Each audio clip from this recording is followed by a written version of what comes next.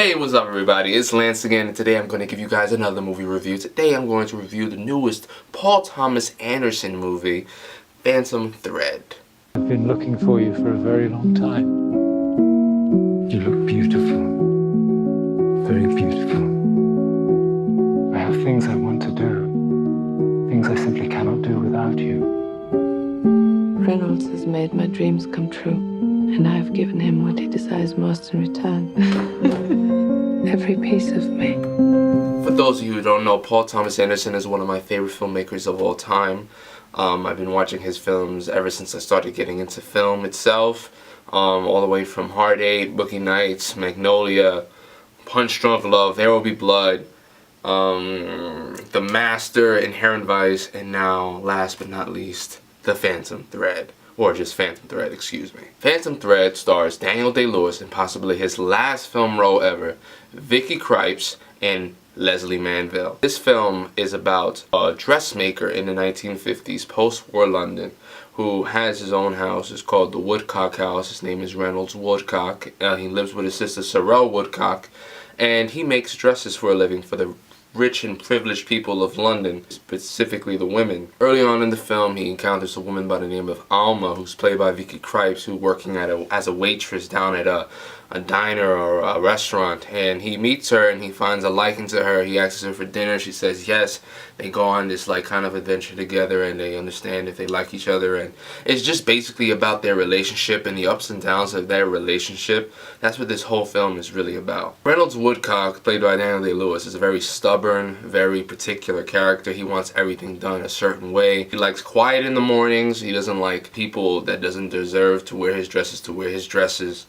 He takes his work very seriously. So does his sister, played by Lesley Manville, who gives a great performance as well. She is just great, and she plays this really quiet but very stern sister that's always there for Reynolds and never leaves his side. Alma, played by Vicky Krieps, is just this girl who's a waitress who encounters this man, and she's just taken along for the ride. She's infatuated by Daniel Day-Lewis's character. She loves him, she appreciates him, and she wants to give him everything that he wants. However, due to his not shortcomings, or maybe shortcomings of his personality, he has hard trouble communicating his love for her. He has a hard trouble communicating exactly what he feels, and through his work and through everything he does, he struggles to create a good, healthy relationship with her. Now, that's all I'm going to say without saying anything else, because I don't want to spoil the film for anything, because the trailer doesn't really show a lot. It just shows the relationship and the banter back and forth.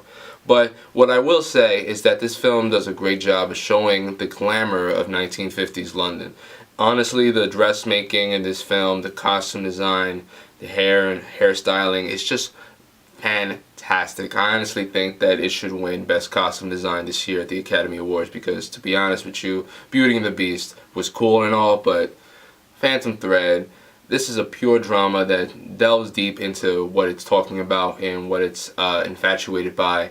Dressmaking is the central part of this movie, one of the essential parts besides the romance and the relationship, and it just is one of those things where you were kind of mesmerized by certain scenes, certain inserts of clothing, the thread, the needle, everything about it. You learn a lot dressmaking, and you learn a lot about this character played by Reynolds Woodcock. He's a very complex character that is shown in a light. Sometimes you like him, sometimes you hate him, and it's very realistic portrayal. Same thing with Alma, a very realistic portrayal of her. You know, she's just this woman who just loves him, but she has her up and downs as well. They both do. They have their both strengths and weaknesses. However, they, you know, try to come through a solution, and that's basically what the whole film embarks on. This film actually has no cinematographer, so no director of photography, no DP at all. Paul Thomas Anderson didn't even credit himself in the credits. If you stay behind to watch the credits, you'll see that there's no director of photography credited, which is interesting because this film is photographed beautifully. I think it's shot on 35, if I'm not mistaken. I don't think he shot it on 65 like he did The Master, but I do know that it was presented in 70. One of the theaters near me, but I just didn't go to that. I saw it in digital projection, but I do know that it was shot on film and that it had no cinematographer. And I'm not exactly sure how that happened. I think PTA just took the reins and he knew about his lenses. Where he learned from Robert Elswit, who was his previous cinematographer that he worked on There Will Be Blood, Magnolia, all these films that he's done.